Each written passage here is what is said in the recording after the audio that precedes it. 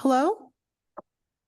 Hello, I am the clerk of the board, and I call the March meeting of the King County Regional Homelessness Authority's Governing Board to order at 10:05 a.m. Thank you to Sound Transit for hosting us today. We begin every meeting by grounding ourselves in our theory of change, which reads, if we create a homelessness response system that centers people with lived experience of homelessness, then we will be able to respond to needs and eliminate inequities in order to end homelessness for all. Next, we have our land acknowledgement. We acknowledge that King County is located on the unceded traditional land of the Coast Salish peoples. We honor this land and its people, past and present, and we are committed to directing funding and resources to organizations led by and in support of Native and Indigenous people. So thank you all for being here. And the next item is roll call. Member Constantine. Shannon Braddock on behalf of Member Constantine. Thank you. Member Barone. Present. Member Balducci. Here. Member McWhorter Jr.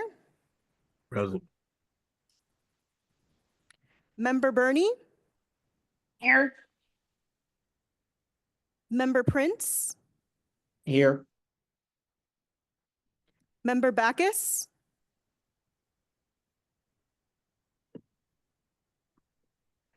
Member Moore. Present. Member Backus is here. My apologies for the delay. No problem. Member Harrell Here. and Member Green Here. and Member Nelson. So we have quorum present with 10 members. Our first item of business is electing the chair pro tempore of the governing board for today's meeting. We expect to elect permanent co-chairs after the adoption of our bylaws. Until that happens, each meeting will be chaired by a chair pro tempore.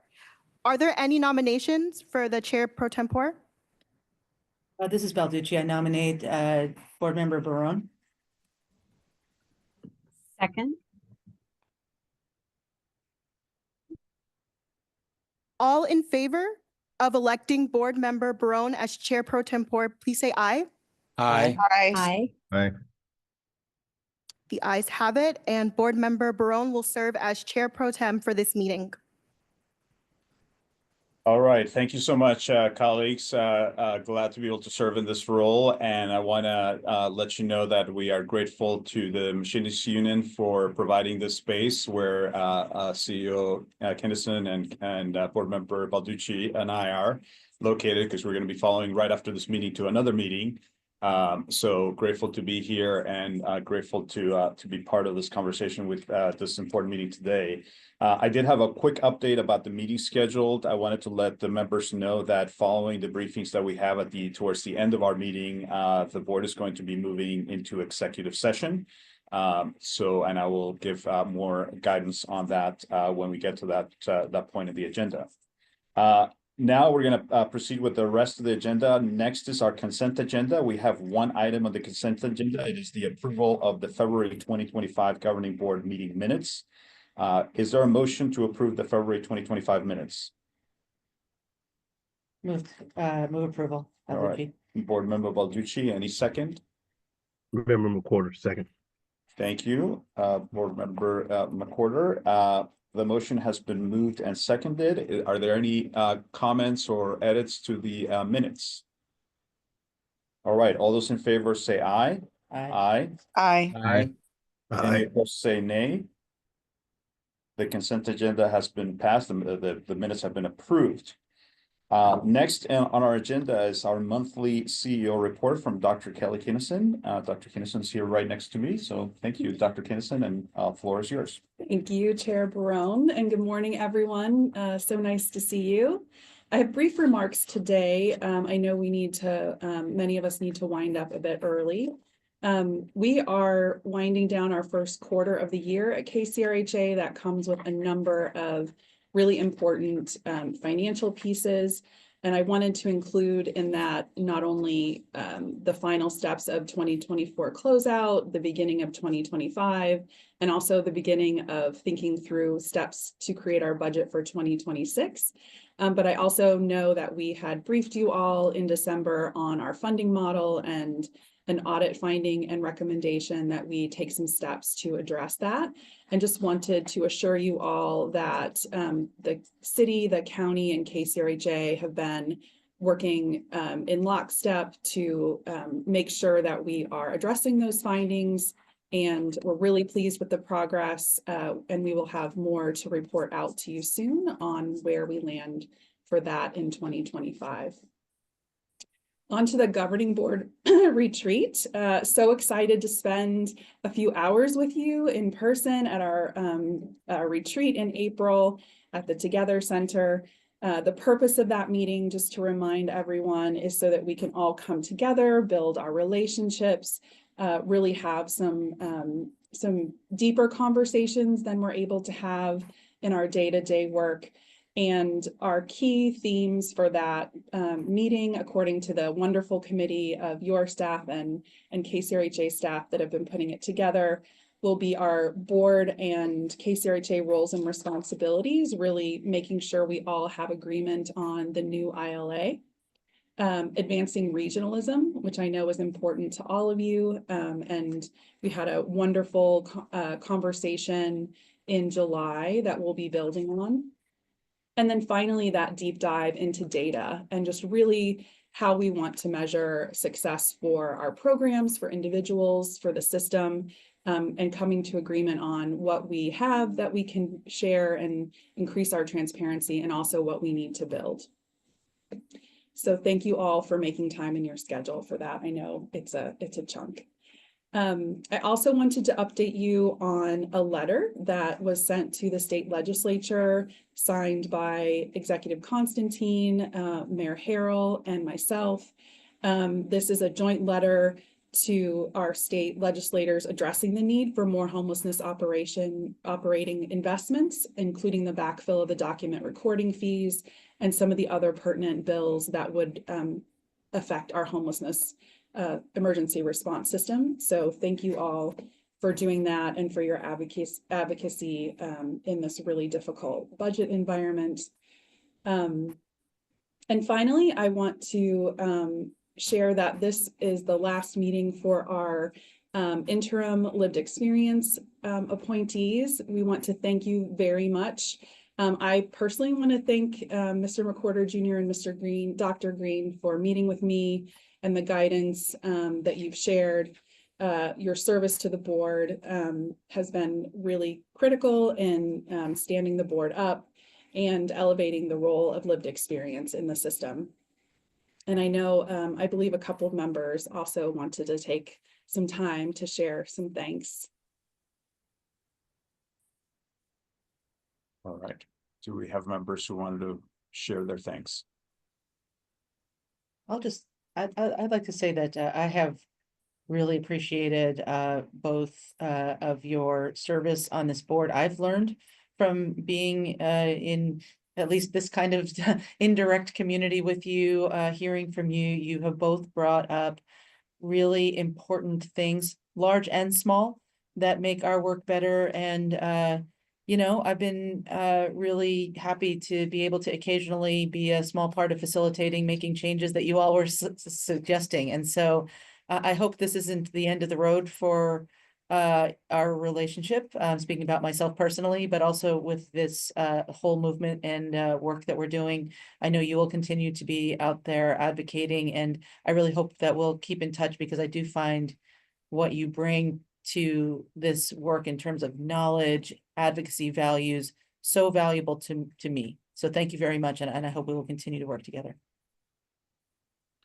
Thank you. Mayor Harrell? Did I have my hand raised or something? Oh, sorry. I was going to speak, Sorry. but I was, my Sorry, I cord jumped was, in. no, I would love the opportunity to thank both Roosevelt and Lamont, who I consider personal friends, for their work in this space. the fact of the matter is both of you bring a very authentic, honest, I'm not going to say argumentative, because I find the two of you to be men of faith and love, but you bring a passion to this work that needs to be done. And I know that there are still pending issues. I'm not going to dance around that, but I look forward to, as I continue to this work, look forward to continuing working with the two of you. I think you two are the real deal. And of course, Roosevelt and I've known each other since we were kids. And he's always been the same person as long as I've known him, passionate, honest, hardworking. And so this isn't really a goodbye per se, perhaps in this structure, but I look forward to continuing working with both of you. And I want to thank you from the bottom of my heart for putting in all this work. Thank you very much. Thank you, Mayor. Thank you. Thank you, Bruce. Thank you, Mayor Harrell, and I think you have spoken well for I think the entire governing board. Thank you to the two of you for your service, and I know that service in the community will continue in various ways. So thank you for that.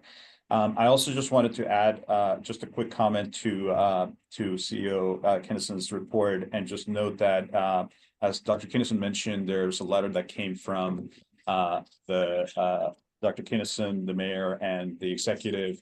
Councilmember Balducci and I also have worked on a letter basically sending the same message to the legislature, and specifically calling on the potential loss of funding if the legislature doesn't add that funding. That letter was included in the materials, and we wanted to just share that with all of you as board members, and of course anybody in the governing board could do that. So I would say I would put a plug for those of you serving as well, to make sure that you reach out to your elected officials, and particularly the King County delegation. Our letters going to the King County delegation and the budget writers, the chairs of the respective committees in both the House and the Senate.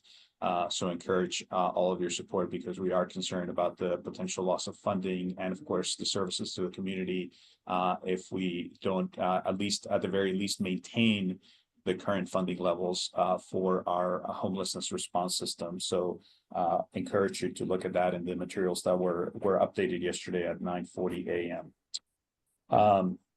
All right, we are going to move on to the next item on our agenda, which is to public comment. And if you are in person there at Sound Transit, I encourage you to make sure that you checked in with KCRHA staff. And if you're providing by comment via Zoom, please raise your hand now and you will be called in the order received. Each commenter will be able to speak for 2 minutes, but public comment will be open for 15 minutes or until no others would like to speak, whichever is sooner. We do ask public commenters to please keep your comments related to items within the board's purview. Afyang, will you please open public comment? Certainly, Chair. The first person who will be speaking is Allison Eisinger. Allison, we're going to take you off of mute, and then we will start the timer.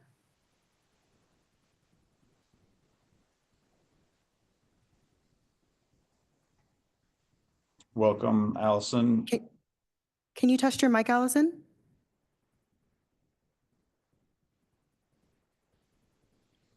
Okay, I finally got the unmute prompt. Hello, I hope you can hear me. We can hear you. Good morning. Thank you, Member Barron and members of the governing board. My name is Allison Eisinger. I am the director of the Seattle King County Coalition on Homelessness. I am bringing you comment in as follow-up to the letter that I believe you all received from us yesterday. And I will be brief, but also happy to engage in discussion if that is appropriate. As you know, we are facing unprecedented uncertainty at the federal level. Tens of millions of federal dollars could be ripped from our community, conditioned or delayed with little or no notice. We also face a massive budget deficit at the state that, if unaddressed, will cause significant reductions to an already insufficiently funded homelessness response system. This would cause a sharp rise in the number of people in our communities who experience homelessness, and that is simply unacceptable, as I hope you agree. We're very grateful for the letters that Council Members Barron and Balducci sent, and the letter that Director Kinnison, Mayor Harrell, and Executive Constantine also sent with respect to the state legislature. Those are strong steps, and I am here to urge you to do more.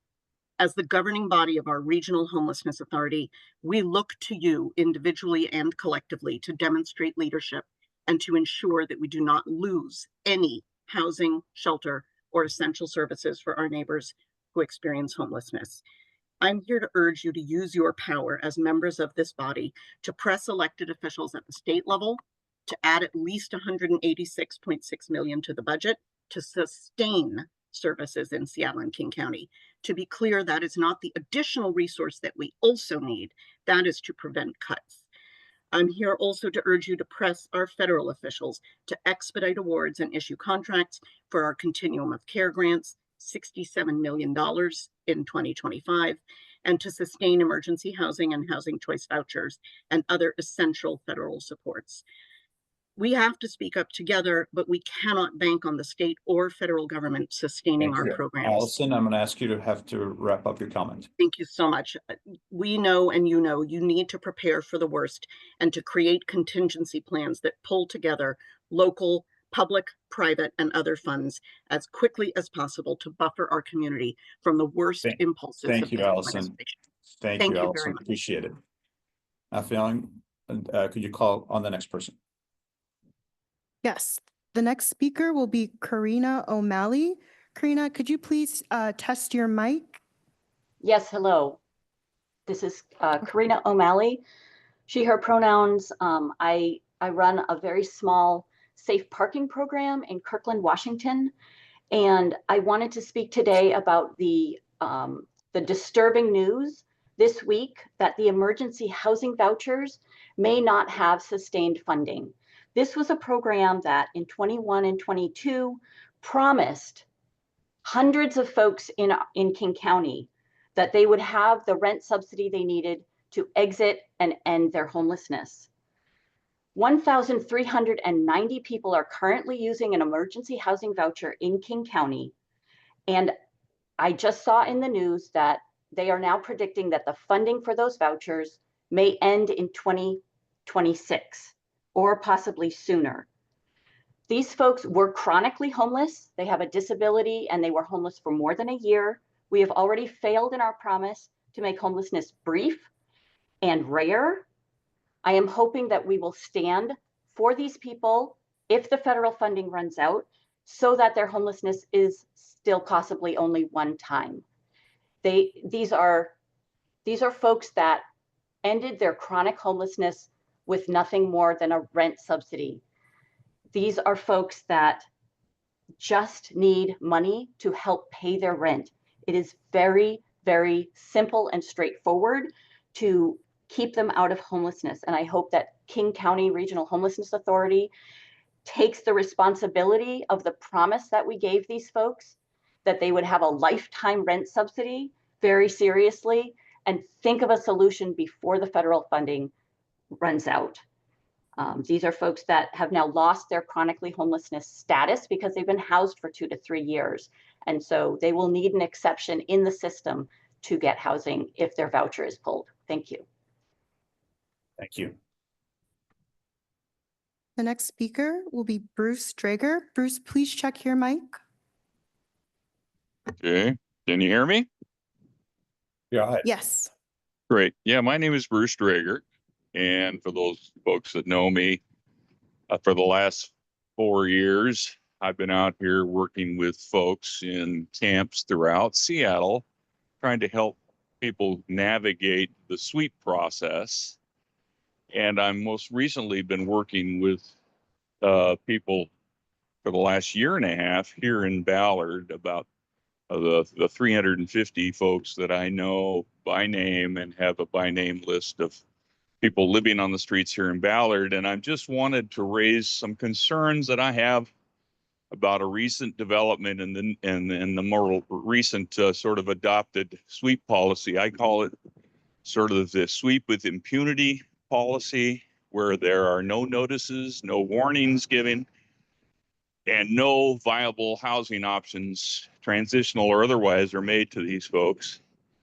And as a consequence of that, well, at least one number objective consequences that I've had a 5-fold increase in mortalities within this population. I've been working, as I said, for 5 years, and I've never seen so many people dying on the streets as are dying right now in Ballard, and likely in part because of this change in sweep strategy. And I'd like to appeal to you folks to call upon the city to discontinue this practice, because it doesn't do anybody any good. It's cruel for the folks because they lose all their stuff, and it's nonsensical in terms of what it does, because I follow these people. I know they don't go anywhere. They don't go into transitional housing. They're back out on the streets. Many or most of them, again, are just sort of this wandering nomadic population that are dying on our streets. Thank you very much. Thank you, Bruce. The next speaker is Elizabeth Malpen. Elizabeth, please check your mic.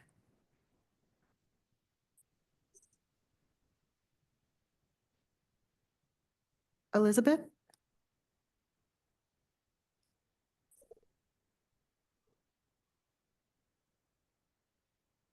Elizabeth, we're not hearing you if you're intending. Hello? Now we can hear you. Can you hear me now? Yes, Okay. go ahead. Okay, I would like to address the idea that we are going to replace Roosevelt and Lamont with people who are chosen by political entities. I am afraid, though you don't intend to be intimidating, it will be difficult for homeless or formerly homeless people to speak authentically when they feel they are beholden to a political entity. I hope you can find another way to fill those seats. I'd also like to address something that was brought up by Bruce. Do you have any ability as the authority on homelessness to address the sweeps? According to the data just released by KCRHA, there's a greater than 20% increase in homelessness between 2022 and 2024. And the greatest increase was in unsheltered people. Those are the people who are being swept. When you sweep them, they lose so much. They end up in the hospitals. Sometimes they end up dying. It's a very costly way of dealing with homelessness, and it isn't ending it. If we could create more legal encampments, it would allow ongoing community for these people and the use of services such as dumpsters or garbage cans. So please, if it is in your purview, please address the sweeps policies and create more legal encampments where people can be safe. Thank you. Thank you, Elizabeth. Next, we have Michelle Eastman. Michelle, we've asked you to unmute. Could you check your mic? Yes, hello. We can hear you, Michelle. Go ahead. Great, thank you. Hello, my name is Michelle Eastman. I'm the Director of Communications for the Lived Experience Coalition. I'm here to speak to the changing of lived experience seats.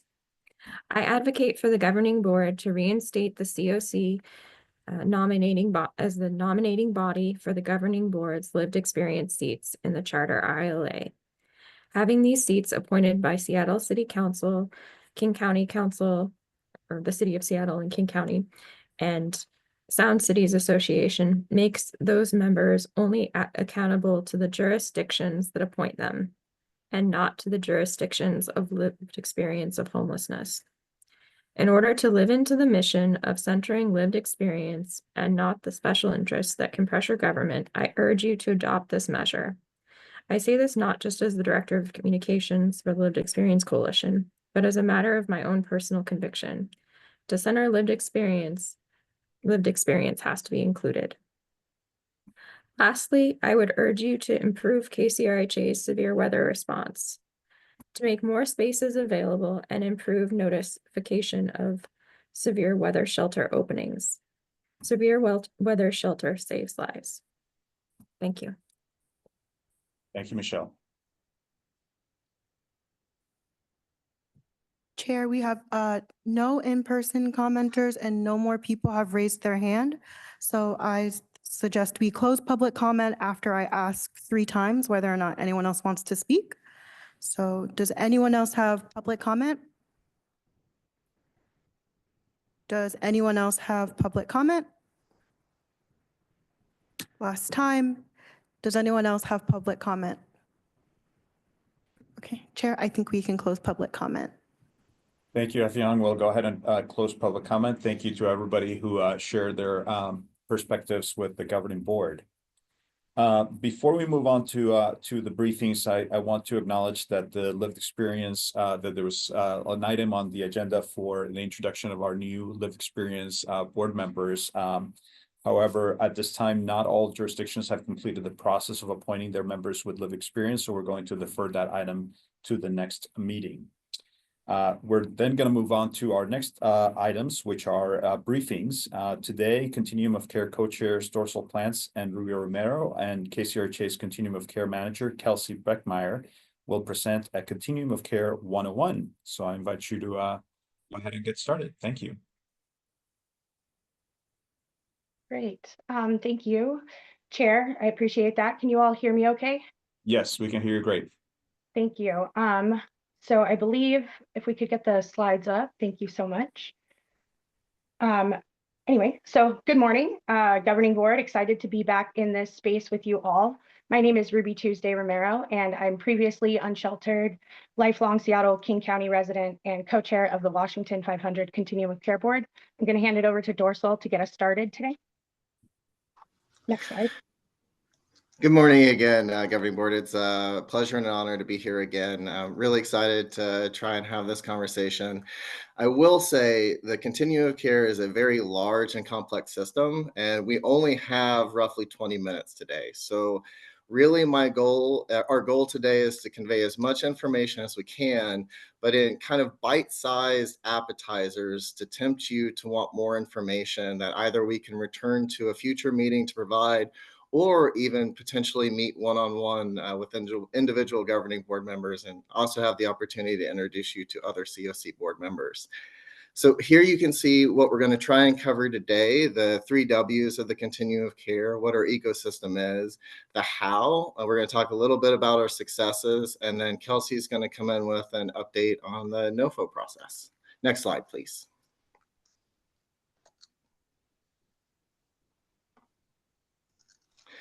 As the 4th most funded COC in the United States in 2023, the Seattle King County Continuum of Care operates on a very large and vast scale. As you can see here on the map, King County is very large, and it necessitates a tailored approach to address the distinct needs, not just of Seattle, but also of East King County, South King County, and the other areas of King County needing support. Next slide, please.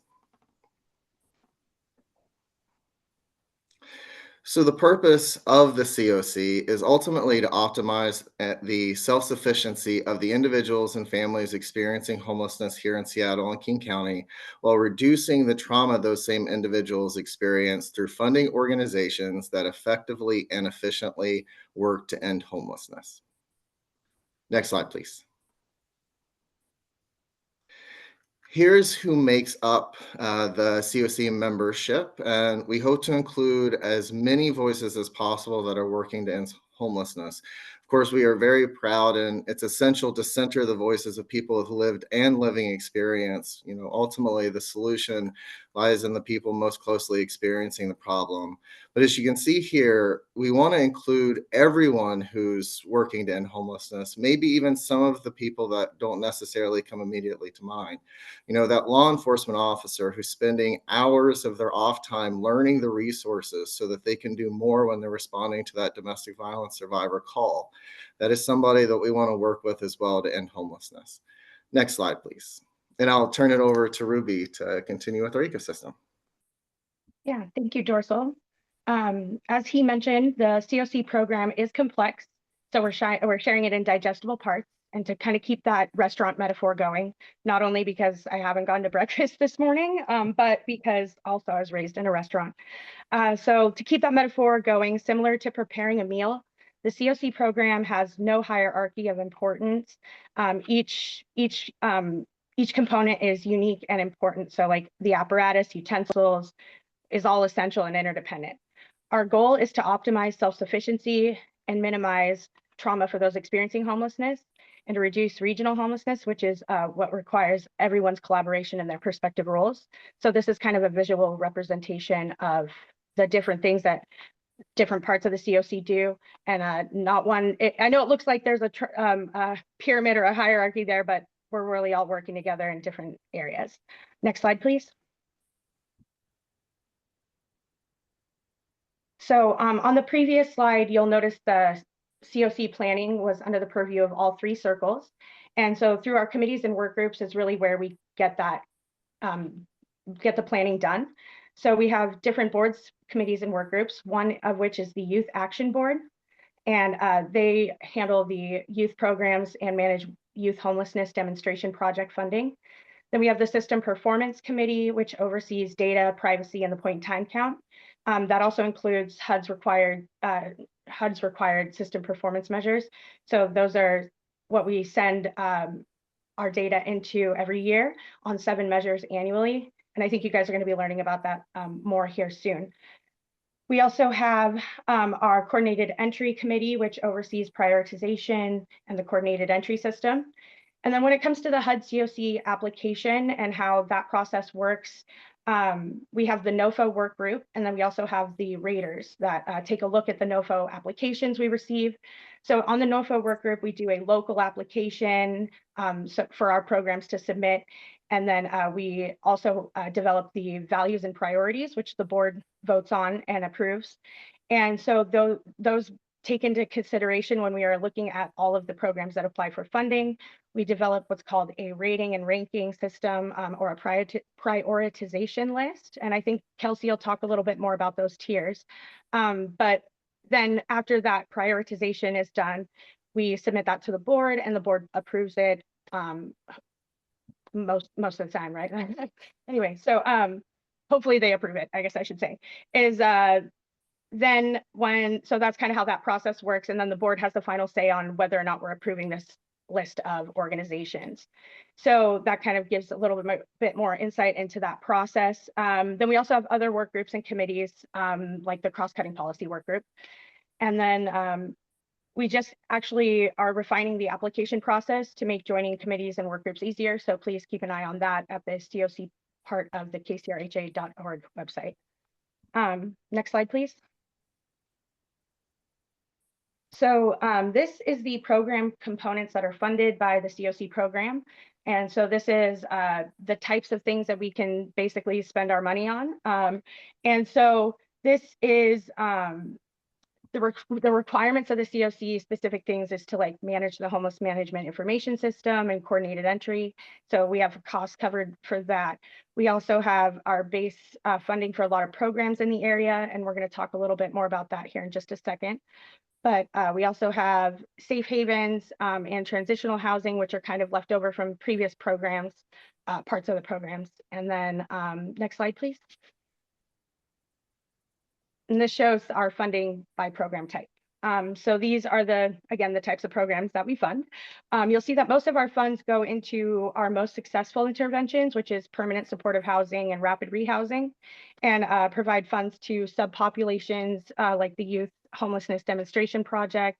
And then we also have costs that go to what's called COC planning, and that's really where we do the point in time count planning and execute the point in time count and collaboration with emergency solution grant recipients. Next slide, please.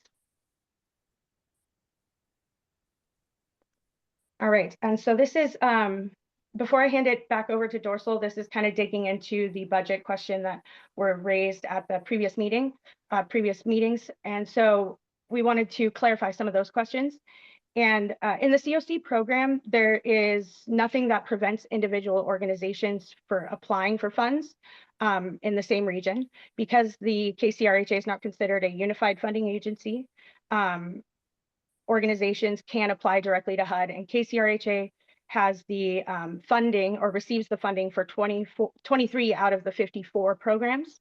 So all of the COC programs do have oversight from the COC board and KCRHA through the application process. And that's kind of really where we get our oversight. I just spoke about how we have raters and rankers that evaluate the application. So we have a scoring matrix, all that jazz. And that's kind of how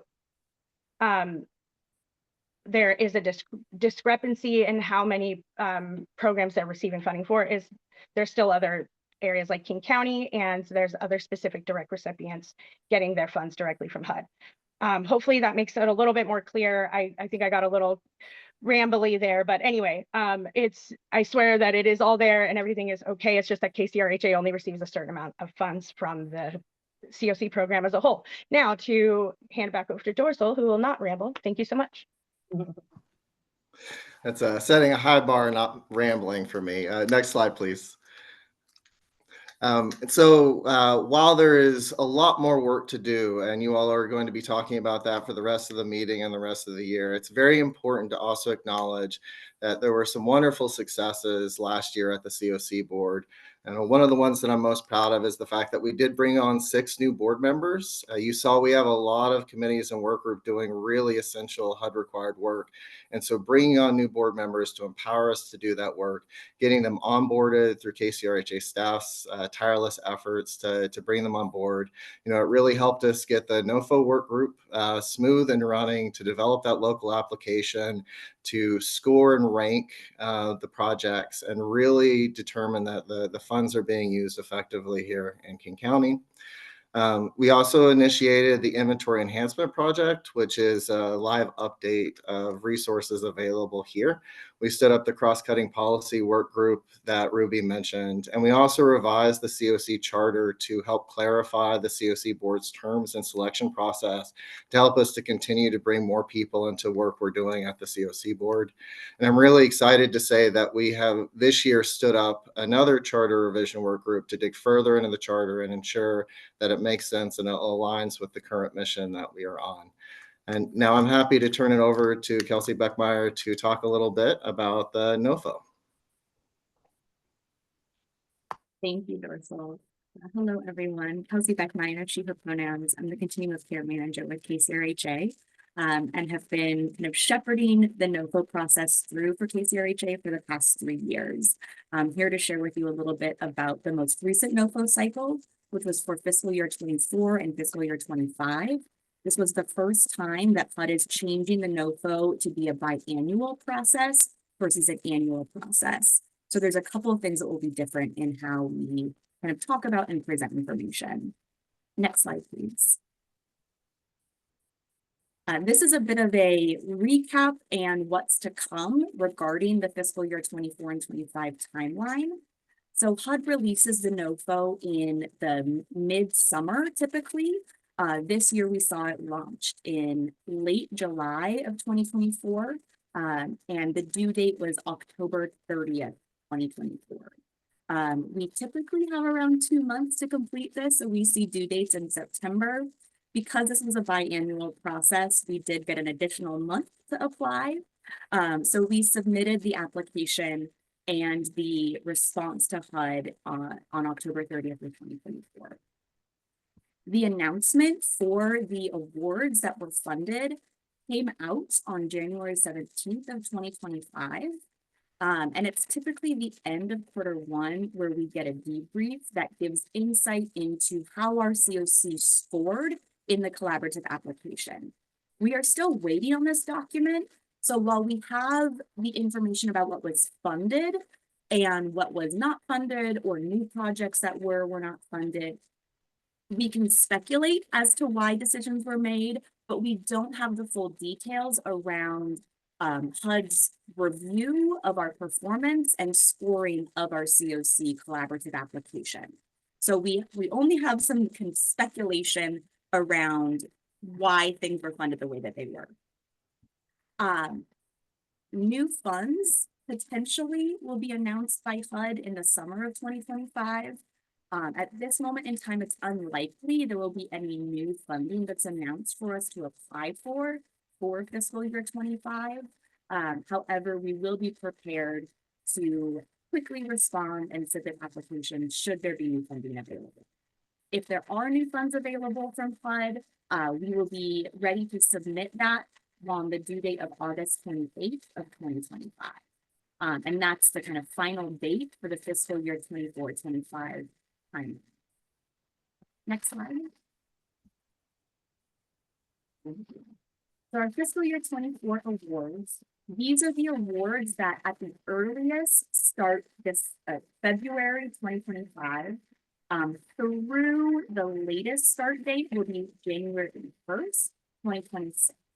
So these are all grants that will be coming, knowing that it's also March, and we would have, I believe there are 2 grants that have expired and should be renewed shortly. But the total award that we have for the fiscal year 2024 awards is just under $67 million. Of that, we have 54 projects total that were funded. This cycle, we saw every single project receive an unprecedented increase in support services budget line item. Those all received a cost of living adjustment. And for some projects, this is the first increase in 17 years that they've been funded in a round. So this had a pretty positive impact on our current renewing grants. We also saw an increase in the budget line item of rental assistance for a fair market rent increase. This we see from year to year, but the support services line item increase is a wonderful kind of new thing that we saw from this year. There were some repercussions, unfortunately, from having the support services line item increase. We did see 3 projects that were not renewed. These projects were our lowest scoring in our priority list. And it was 2 conditional housing projects for youth and adults with a total of 11 units that are offered between those 2 projects. And we saw a rapid rehousing project that serves 51 households not be renewed for fiscal year 24. This is not an uncommon thing across continuum of cares this year. We saw a number of other continuum of care see some of their lowest rated projects not be removed this year, in part because of the support services increase. So the amount of money available was stretched not as far as. We also have new bonus projects that were awarded this year, and we are continuing to wait on the HUD agreements. We did get information early last week of a sample agreement that was then later rescinded. The local field office is still waiting for the updated agreement. There is a green light to move forward with the agreement and have things executed. So we do anticipate having the awards for projects that renew through May in hopefully the next month. We don't have a solid timeline from the local field office yet. However, we do anticipate that those will be coming and be executed.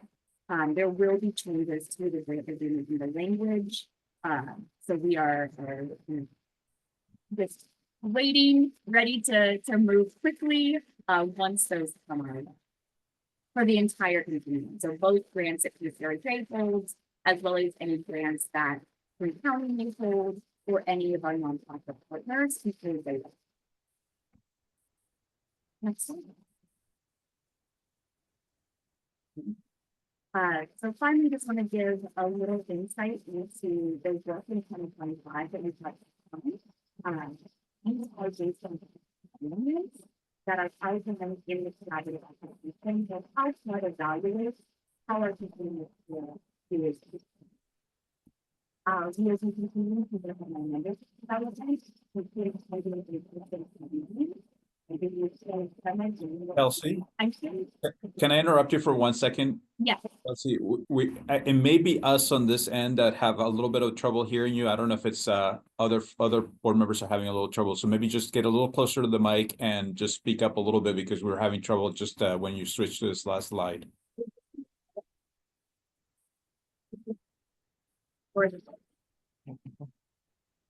It might be technical on your end. Is it better with my camera off? Yes, much better. Okay, Yes. this happens to my computer. I might need to get an Okay. updated computer. Yes. All right. Then Kelsey, go ahead and if you could start restart from what we from this slide, please. Yep, got it. Thank So you. here we have an overview of the work we have in 2025 that is based on the HUD requirements outlined in our collaborative application. So this is how HUD evaluates our continuum of care and our performance, which that then correlates to the funding that we are then awarded and allocated. So we are working on bolstering our membership development.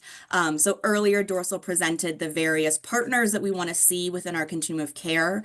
We are working to ensure that all areas of representation are included in our COC membership.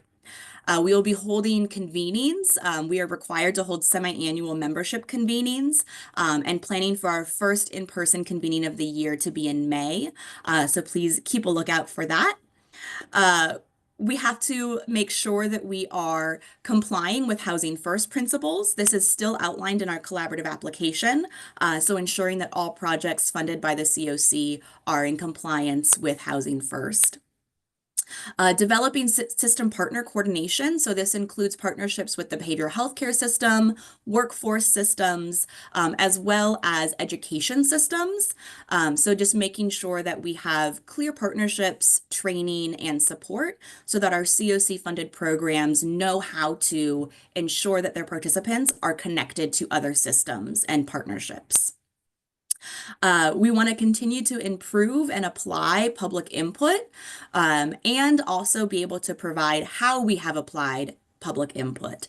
So not only receiving, but demonstrating how we are using that input to make changes and improvements. We will then need to have some system evaluations. Most pertinent is our coordinated entry system. Given current executive orders, there's a little to be determined regarding a racial equity analysis, but these are things that we typically will be prepared for. We will also be ensuring to improve provider and staff trainings on HUD required areas, such as best practices serving those who have been survivors of domestic violence, as well as equal access to housing, Housing First, and trauma-informed care. Should there be additional dollars this year, we will also be working on the NOFO, the Notice of Funding Opportunity, to be submitted in August of 25. And finally, working on continuum of care planning with the kind of key areas this year of reviewing and updating the COC written standards, as well as diving into our charter to do some revisions to our charter that needs to be reviewed annually. So that is some of the work to come. And I believe that kind of wraps up the presentation we all have for you. And the three of us are ready for any questions you may have. Wonderful. Well, thank you all for the presentation. This was very informative, and I particularly want to thank Ruby and Dorsal for their service on the COC. It was nice to meet you in person not so long ago, and definitely I think interested in continuing to dive deeper. I know we only have a short amount of time today with you, but I really appreciate your service. Board Member Green, go ahead. No, thank you. And thank you, Ruby and Dorsal. HUD COC governance is so important. And as Ruby and Dorsal mentioned, the COC Board of Directors provides oversight and actually selects the collaborative applicant, which is, the King County Regional Homeless Authority. And the COC board does have the option to change its collaborative applicant at any time, as long as the COC follows its written process. Now, of course, we don't want that to happen, right? But it's important to be transparent about the full role and authority and power of the COC because they're not represented on the governance board. and they provide oversight over approximately $70 million, right? And so we know City of Seattle brings a significant amount of money in, but the COC is number 2 in that configuration. And so I think it's going to be very important that the governance board and COC board representatives, whether that's the co-chairs, that you all are sitting on that same board so you could have alignment to really support King County Regional Homeless Authority in a way that's highly aligned. The other thing that's really important is systems alignment. Homelessness is a very complex issue where multiple systems have failed. And so where I've seen across the nation where they've made tremendous progress in reducing homelessness, in some cases coming to functional zero, you see public health, you see medical and behavioral health at the table, you see DSHS at the table, workforce development, McKinney-Vento school districts, the Department of VA, faith, business, philanthropy, and providers that are coming together. And so I hope that the COC would develop a systems alignment subcommittee where those key partners that can make decisions where we could begin to braid service delivery and funding so that we could do more integrated wraparound services and use workforce dollars and other dollars to help our unhoused neighbors, on that pathway to greater employment and permanent housing. And then the last thing I want to mention too is about fundraising. I know when the community initially designed, some of the partners were hoping that King County Regional Homeless Authority would be able to generate revenue. And so, we could always be more efficient with our dollars. That's very important. But we still have this question that our homeless response system, it's going to cost about $1 billion to have the kind of homeless response system that we need. And we know that homelessness is increasing. And so there is a tremendous, tremendous funding gap. And so how is King County Regional Homeless Authority going to be able to generate the revenue needed to build out a adequate homeless response system?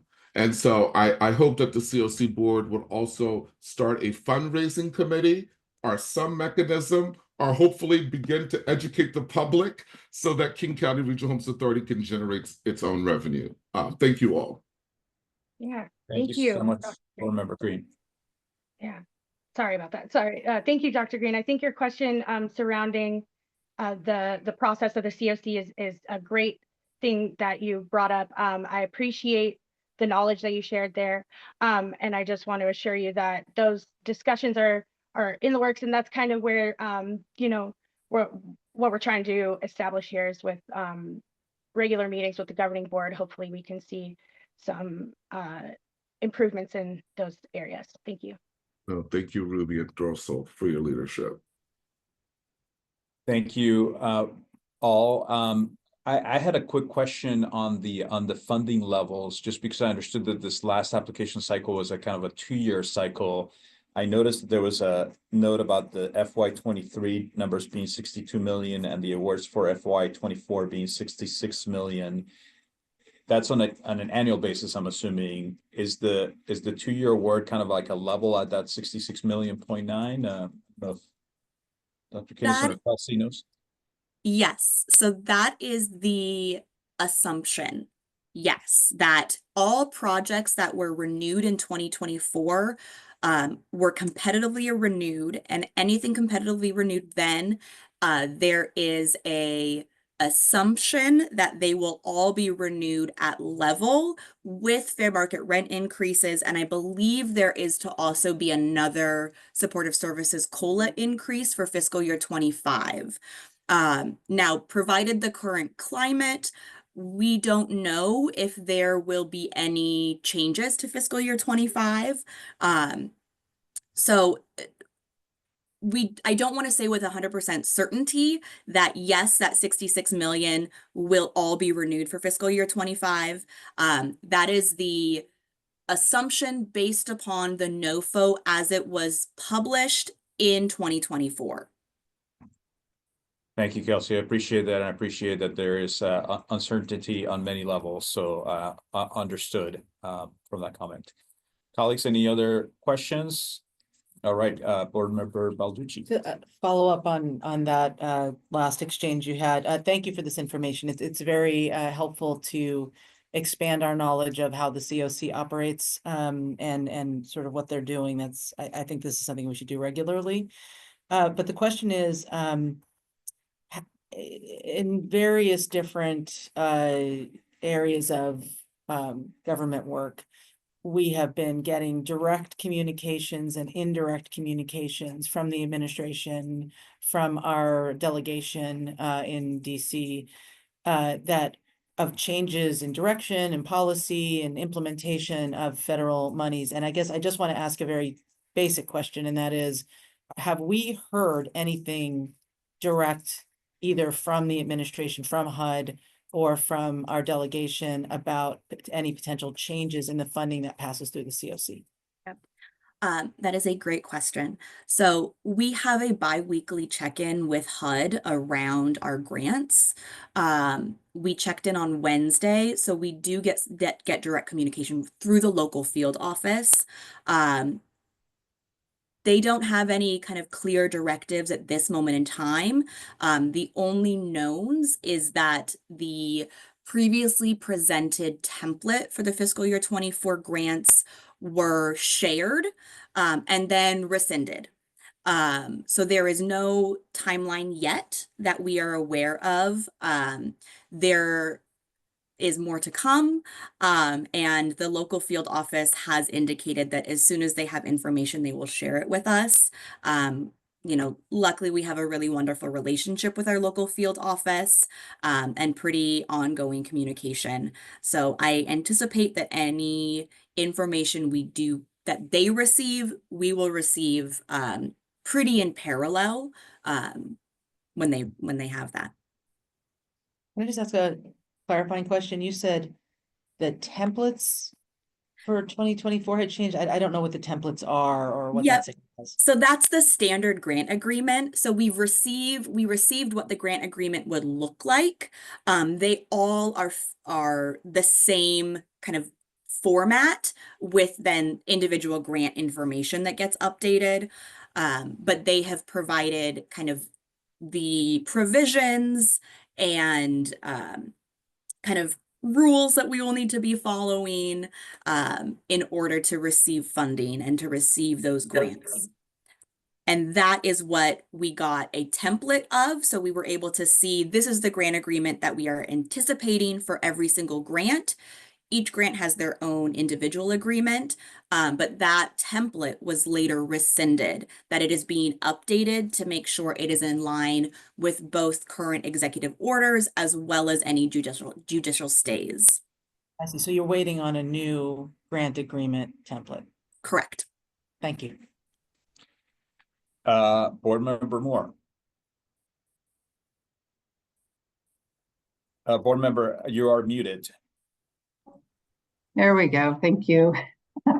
I just want to say thank you for the presentation. Very helpful. I do have a lot of questions that I'll do follow up on later, but the one question I wanted to ask now is in terms of the recipients of the COC funding, did a long list, and KCRHA was there, King County, various other entities. Who makes the decision about who gets funding from COC? Why is King County, I'll just be blunt, why is King County listed on there and Seattle is not, or some of the other regional partners, some of the South Sound Cities Association partners? Sure. I think I can tackle that question. So the process for how we select what organizations are getting funding is based off of the NOFO work group and how we delineate what our values and priorities are and what the application is for us locally. And basically the way that it works is we have the raters or people that are reading the applications for individual organizations, which is 54 programs altogether. And they will rate and rank, and then we have what's called the priority listing, which is 2 tiers of organizations. One is basically the guaranteed renewals kind of guaranteed, I want to say that loosely, and then like the renewals that could potentially risk not receiving funding, and that was the tier 2, and that's kind of where Kelsey was speaking of the 2 transitional housing programs and the 1 rapid rehousing program that did not receive renewals this year. Okay, and so who makes those decisions is basically the raters and rankers, and then later on the COC board approves the priority listing. I know that was a lot of information, and I'm sorry if I spoke too quickly, but hopefully that makes a little bit more sense there. And then with the direct recipients, so these are previously, so the COC has existed in King County for a while now. I think it's since 2012, maybe, prior to KCRHA.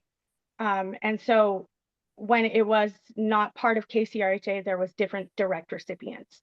And those are organizations, I think it's either a nonprofit organization or a government entity that can apply for funds. And so I'm not sure why Seattle's not on that list per se, but I think they maybe receive other grants that I'm not really positive. I can't say to that, but what I can say is that there are organizations that applied for funding. And Ruby, I see Kelsey and I think Dr. Kinnison. So Dr. Kinnison, do you want to add something to that? Yeah, so I would just say Seattle has not applied for COC funding. As far as I understand, they do get, a lot of other HUD funding, including to the Department of Housing, but they have not applied for homelessness response separately from KCRHA. We are the umbrella for the emergency response work.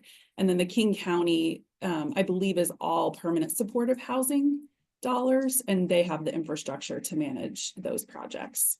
So that's kind of how KCRHA, the city, and the county are interacting in the COC funding. All right, and I see Kelsey to add something, and then we'll move on to the next item. Yeah, happy to add some additional context as well. So the direct recipients who are our nonprofit partners are some of the oldest grants that we have in our continuum of care that were established 16, 17 years ago. At that moment in time, more individual organizations were applying for grants through HUD, through the COC funding. With the development of a collaborative applicant and more process, local governments became the sponsor of those project applications. So both the city of Seattle and King County were project sponsors and then would contract with nonprofit providers to operate those programs. The city of Seattle in late 2021 began the process to transfer their HUD COC grants to KCRHA. And King County transferred their non-PSH grants to KCRHA as well, holding the PSH grants. It's really up to the direct recipient to decide if they want to change who is the direct holder of those grants. And the nonprofits who currently hold direct grants, one of the impacts, if they decided to transfer those grants to KCRHA, would actually be losing about 5% of the grant. So project administration is one of the line items, and that is something that has to be split between the direct recipient and any subrecipient. So if any of those nonprofits were to switch it, they could see a slight reduction in their project administration. So that's one reason why something may not be transferred over. And again, as Dr. Kinnison alluded to, King County does hold the PSH grants, and given just the kind of level of complexity and number of grants, those have not transferred over to KCRHA at this moment in time. There have been conversations about doing that, but first ensuring that, KCRHA also has the infrastructure to be taking on those additional grants. So that's another kind of part of the reason as to why. And I'll say probably in the last 10 years, we have not seen any nonprofits directly contract with HUD, that has been through Seattle, King County, and now KCRHA as project sponsors. Thank you, Kelsey. And again, thank you so much to Ruby and Dorsal for the presentation. Obviously, this discussion highlights that there's much more for us to learn, and so we will engage in other ways. Thank you again, and we're going to move on to our next item. And for that, I'd like to welcome KCRHA's Director of Planning and Special Projects, Monica Irons, and Manager of Emergency Operations, Tony Machacha. They will present a severe weather update for the 2024-25 winter season. Floor is yours. Thank you so much. Can you hear me? Yes, go ahead, Monica. Great. Actually, Tony is going to go ahead and give the presentation, and I'm just here to provide backup. He's done a lot of the hard work. Tony, are you able to talk? Yes. Can you hear me? Yes, Tony, go ahead. Thank you. Thanks for Thank being you. here. Thank you. Thank you, Councilmember Barron. Thank you, Monica. Hi, everybody. My name is Tony Machacha. I use he, him pronouns. I'm the Emergency Operations Manager at KCRHA. I've been in this role since about November last year. Before that, I was the Community Capacity Manager at KCRHA since November of 2021. So I've eaten some salt, as the Kenyans say. I'm here to talk about a severe weather response. I'll mostly focus on the past year and especially the last 4 months, but I'll also shed some light on the history of severe weather response since we took it over from City of Seattle and King County in 2021. Next slide, please. So our role in severe weather response is to maintain a regional emergency response for people experiencing homelessness in the county, to recommend short-term emergency shelter activation, and to act as the lead contract holder to lead the contract holder engagement and coordination. And I'll talk a lot about the contract holders we have who actually do the work. We just do the coordination. Next slide, please. So just a quick look back at the last 4 months of winter weather response. I'm gonna be looking from November last year until February of this year. I think we've had 4 activations for severe winter weather. The first one was around Thanksgiving, and then we had one in December coming into the new year, and then January 12th through end of January, and then just had 1 day and then snapped back into another severe weather response. So it's almost back to back. So I'll talk about the tiers in the next slide. Tier 3 is the most severe response we have, and we spent 23 days at Tier 3, which is all in this year, mostly in February, parts in January. From November last year, we didn't have any Tier 3 response days, but you all remember January last year, we had some really cold days where we got down into the teens. And then Tier 2 is the second level, second severe level of response, and we had 10 days of that this year, most of those in January, and then we had 7 days in last year between November and December. And for all that period, those 4 months, we provided 15,400 bed nights in emergency shelters. About 500 individuals on average serviced on each night of activation, and service providers had to prepare and deliver 8,390 meals or more. We're still getting the data in from the most recent responses.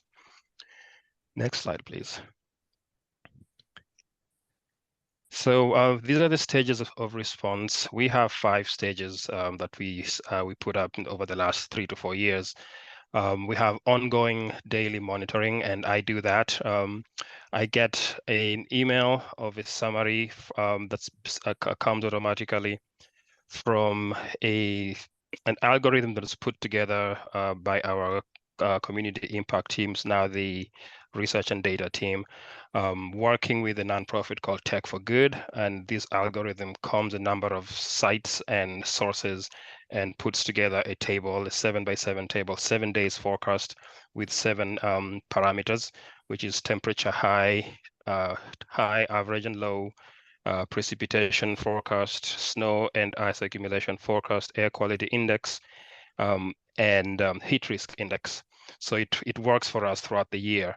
And I received that at 6 in the morning, look at it, and it helps us just really confirm what's going to be coming to us in the next 7 days. And I just saw that East King County and South King County will be at 70 degrees next Wednesday. So I'm like, whoa, that'd be nice. And then I immediately panicked because that probably means May will be at 90.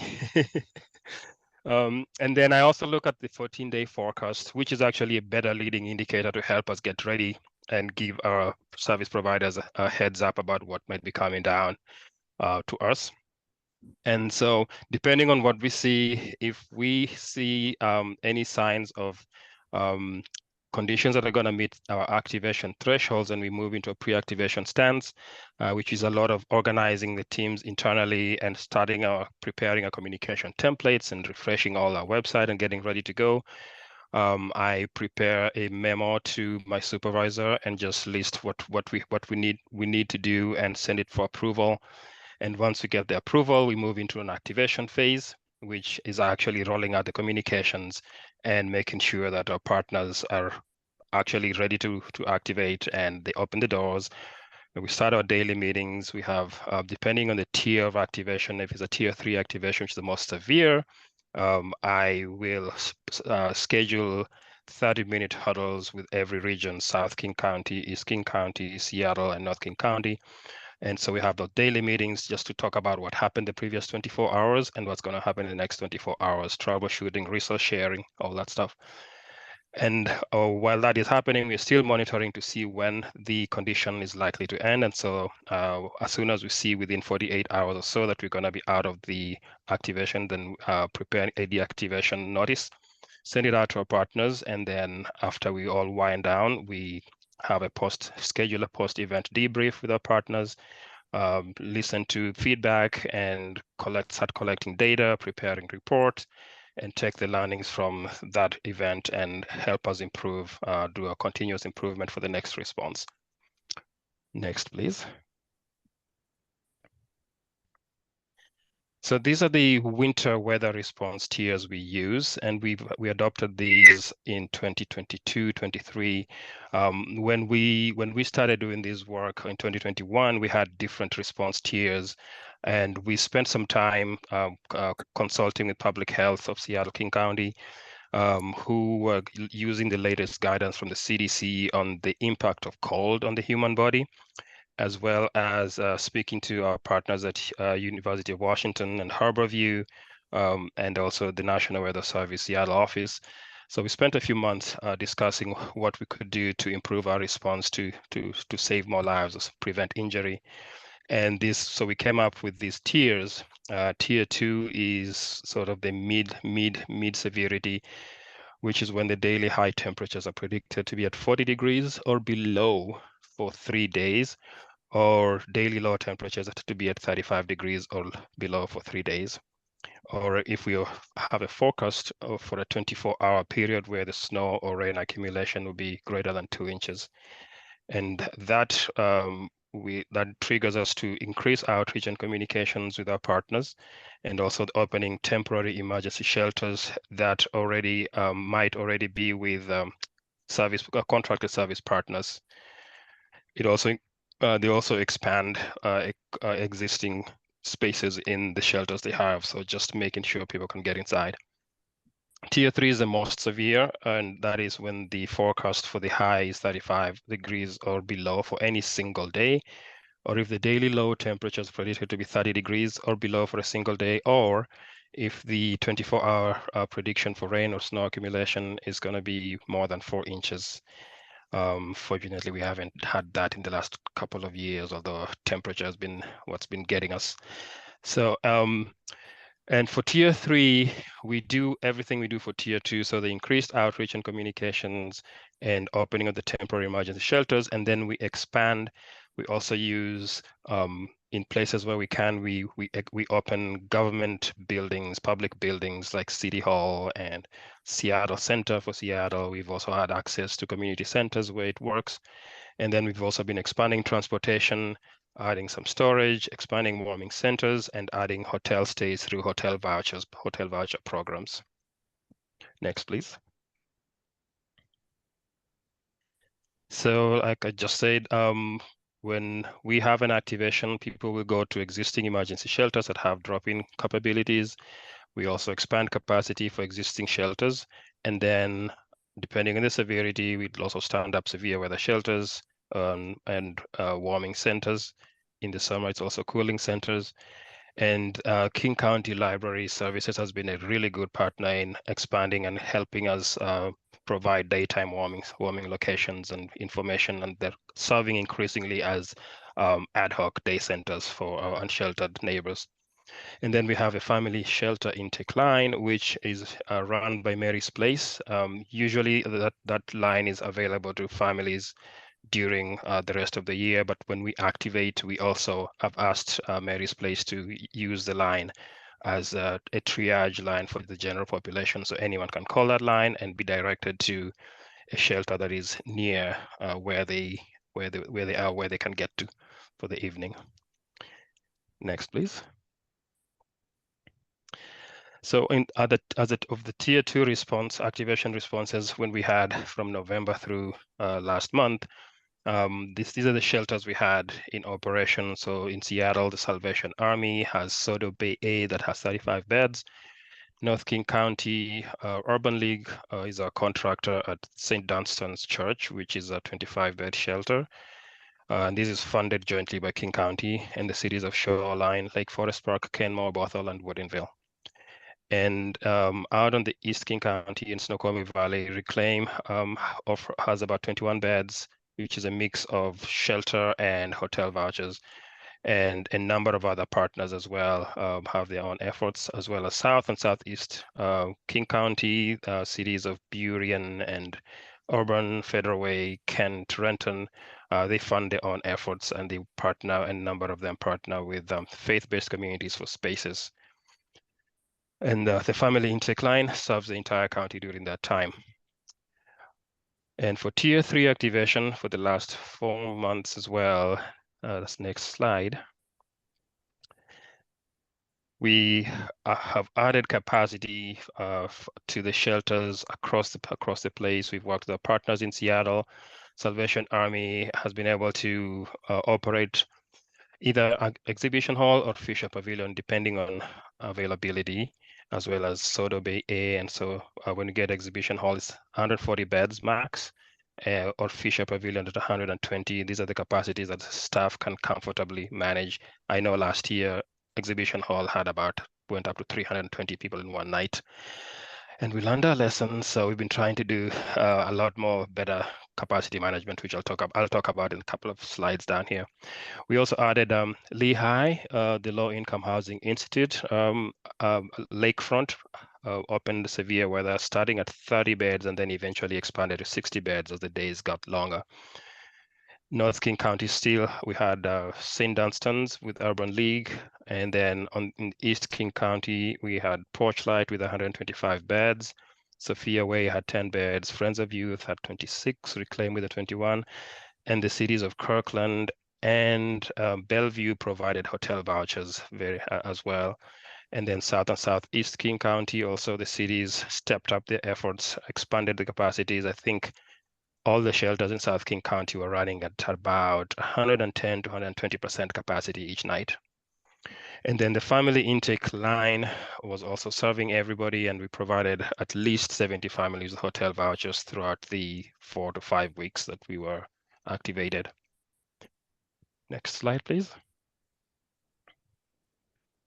And also during this time, we've been sharing information through our website and social media accounts.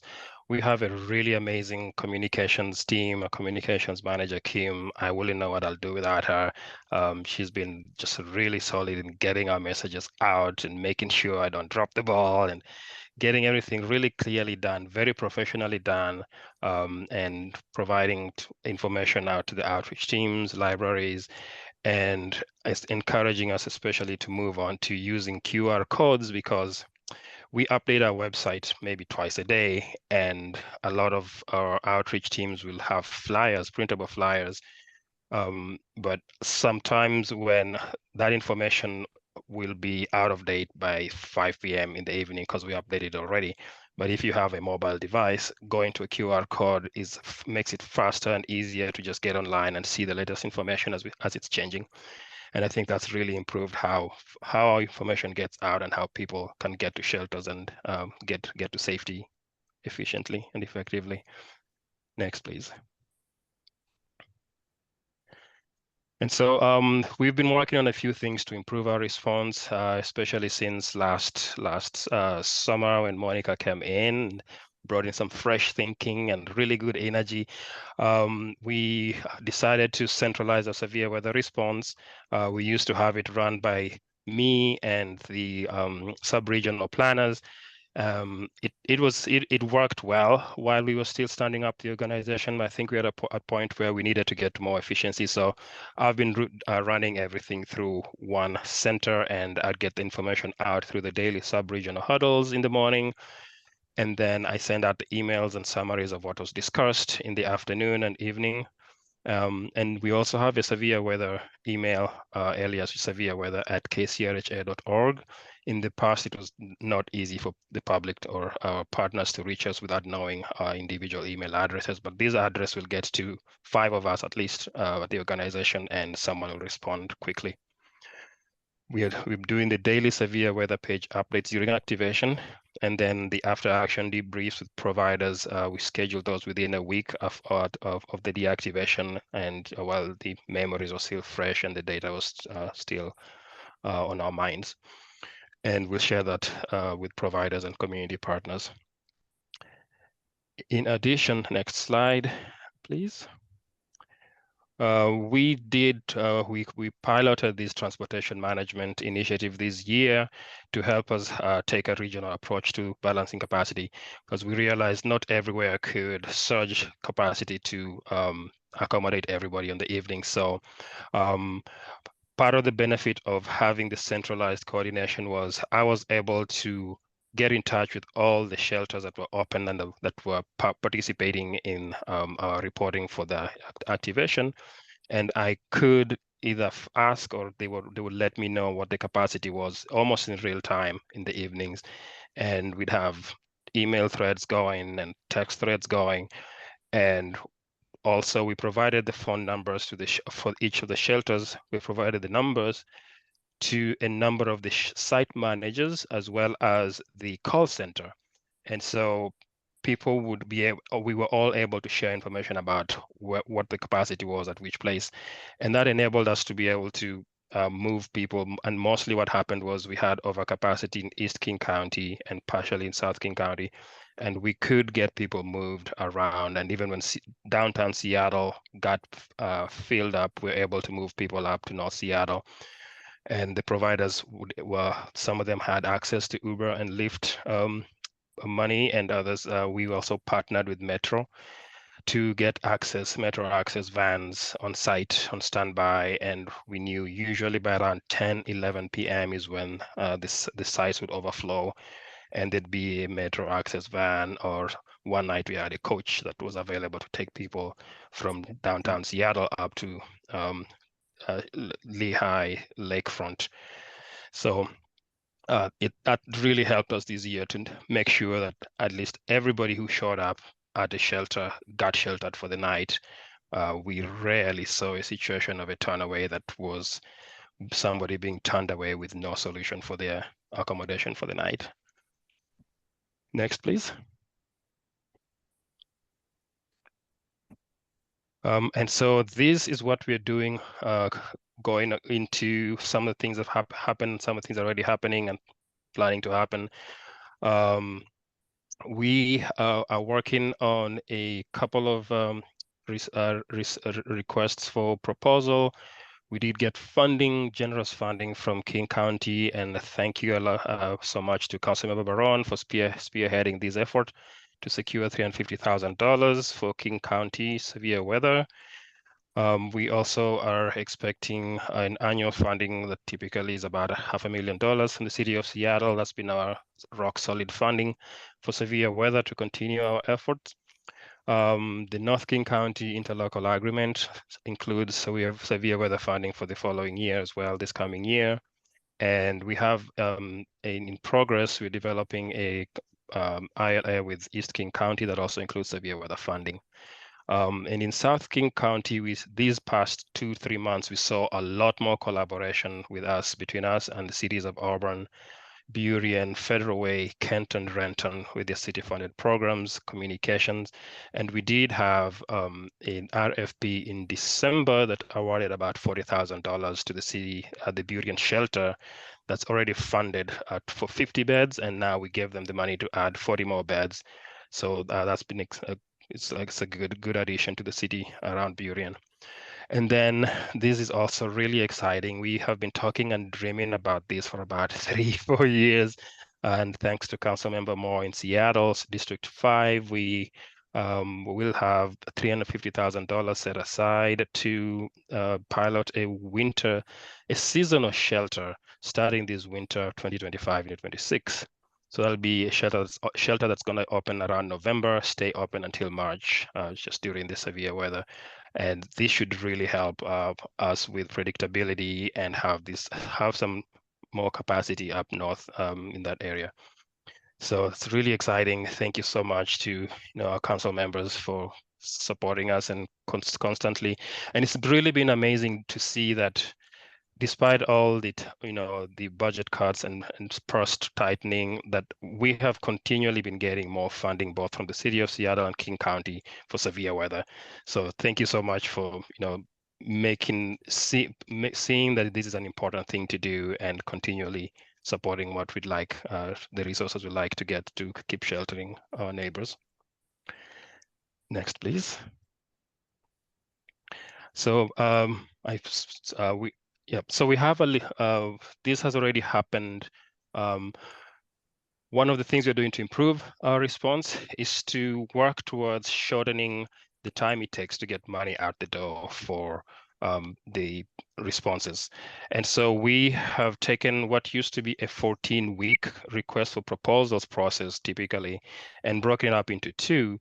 So we'll have a first phase that is called the request for qualifications phase, which is not funded. There's no money attached to this. It's just a pre-qualification process where any intending providers can submit the paperwork for just a check with our teams to just make sure that they meet the minimum requirement to be able to bid for public funds.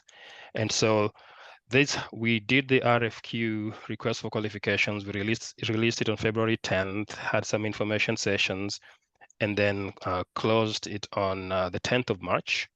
And we're now in the phase of an internal review just to see that everything checks the boxes. And if anyone either misses some of the requirements or if any organization missed this whole window, there's going to be another window of opportunity about 6 months' time to go through these again.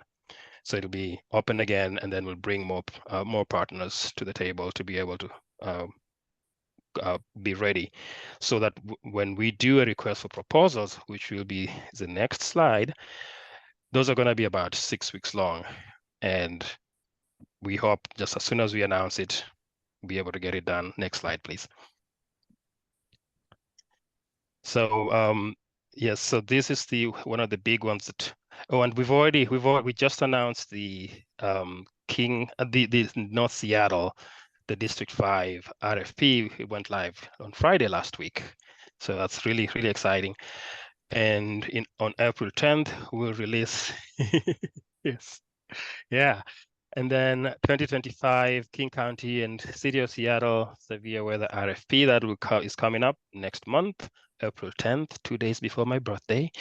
And we'll have an information session on April 14th, and then work through the deadline is May 1st, and hope to have the contract start on June 1st of this year, just in time, hopefully, for the summer. Next slide, please.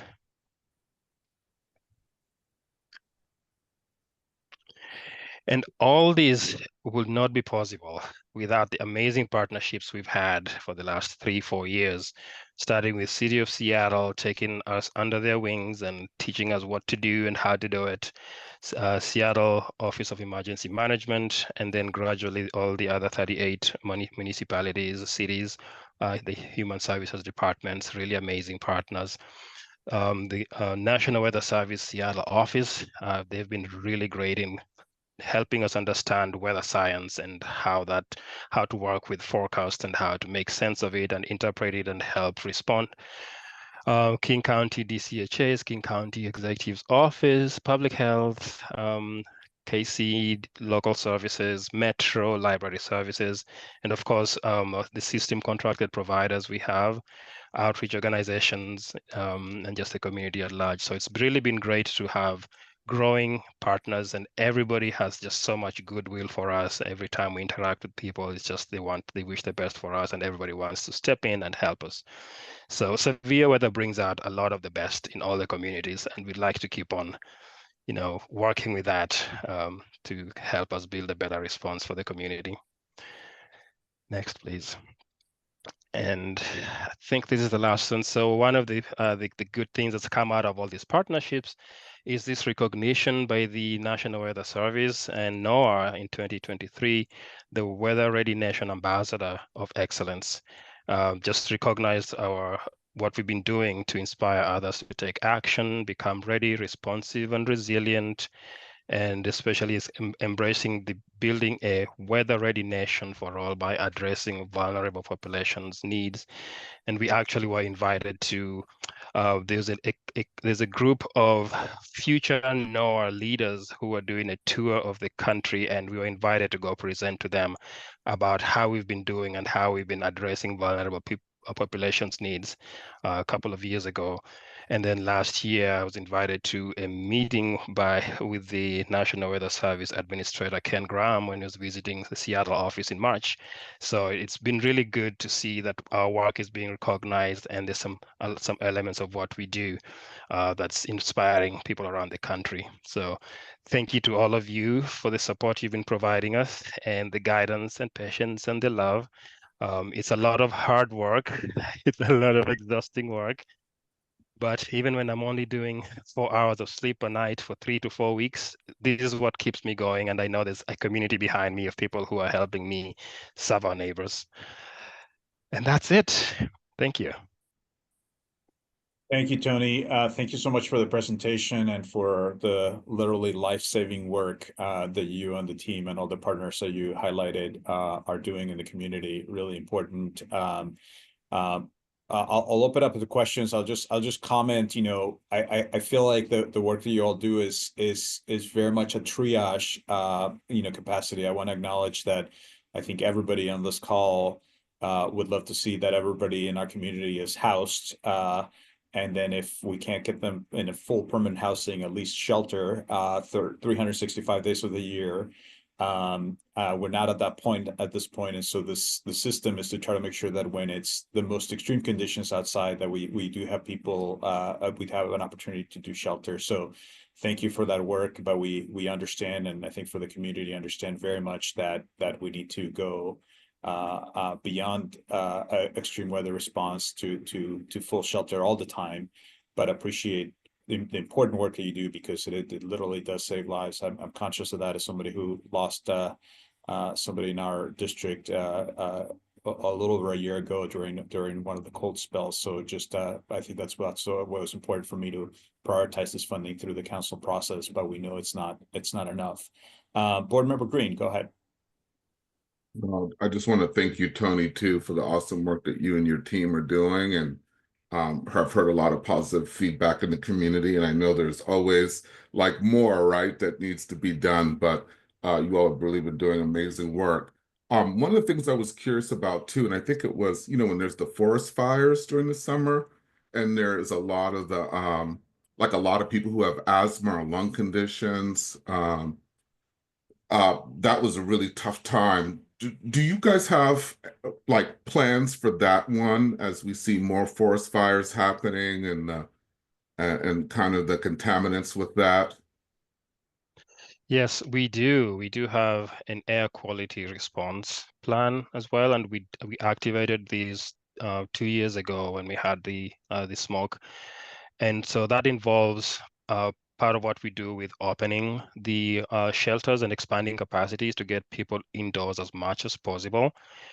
And we know during the day people want to get around, and people have business to do. So we ramped up the distribution of N95 masks and information about what to do, encouraging people to keep the masks on.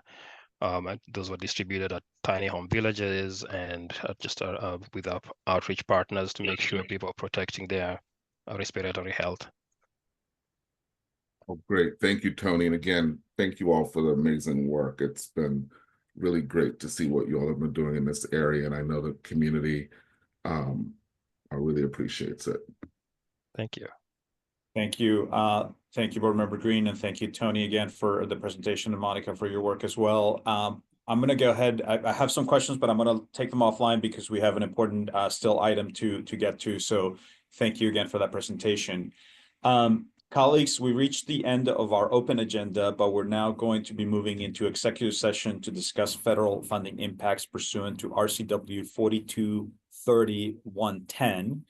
And I'm going to specify the provision under which we're doing an executive session, which is 1AI of that provision, which is to discuss with legal counsel representing the agency matters relating to agency enforcement actions, or to discuss with legal counsel representing the agency litigation or potential litigation to which the agency, the governing body, or a member acting in official capacity is or is likely to become a party when public knowledge regarding the discussion is likely to result in an adverse legal or financial consequence to the agency. As presiding officer, I'm announcing that we're slated to be in executive session for 10 minutes. So I will say that it will be, let's see, this is 11:41 right now. So I'm going to say 11:51. If the executive session is to be extended beyond that time, I will announce the extension and the expected duration. Let's say 11:42 because it'll take some minute to transition. Executive session begins now. Governing board members, please leave this call and join the Teams link that Afyang has put in the chat. Thank you, everybody. We're moving on to executive session.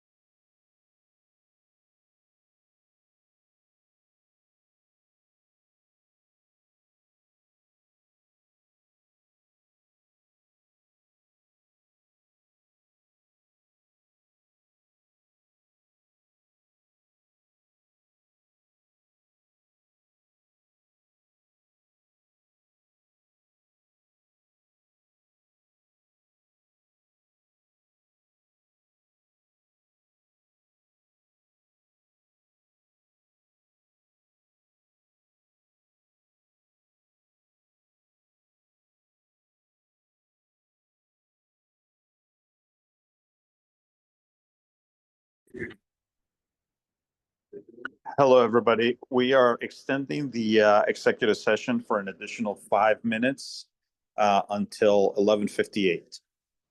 Thank you.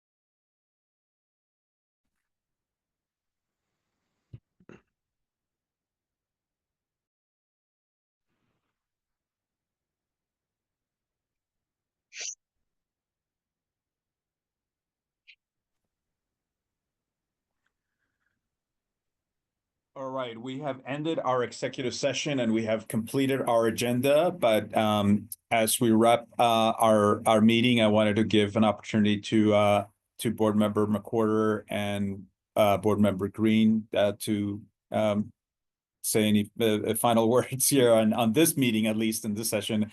And I guess, again, express our deep gratitude to both of you for your service to this organization and to the community. How about Board Member McWhorter? Go ahead. Sure. Thank you, Chair Barone. Yes, it's been an interesting 3 years, I should say. We've been here since the very beginning to set up, everything, the 5-year plan. I've been very integral in that piece. I'm suffering from a cold, that's why my voice is a little bit off.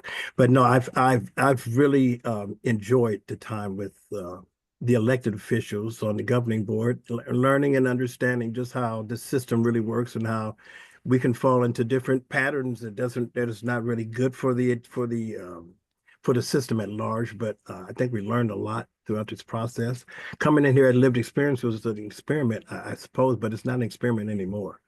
I mean, the voices of lived experience are going to be here forever, and I'm just hoping that we elevate them and make sure that the voices of we try to represent the voices of those who can't be spoken or can't be heard from. But I have enjoyed it, and I'm still looking forward to having good conversation with all of y'all and this entire community as we move forward. So, thank you. Thank you so much. Board Member Green, go ahead.